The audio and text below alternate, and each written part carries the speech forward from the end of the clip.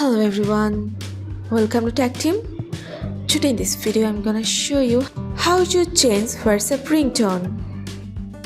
Before starting the video, please subscribe to Tactim. So let's go. For this you have to open your WhatsApp. Now click on three dots. Press on settings. Now go to notifications. Now scroll down. Here you can see the option of ringtone. Click on this. From here you can choose your ringtone as you want.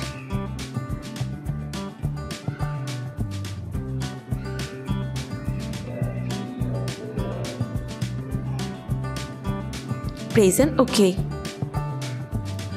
That's it. So this is how to change WhatsApp ringtone. So guys, that's it. You can do this.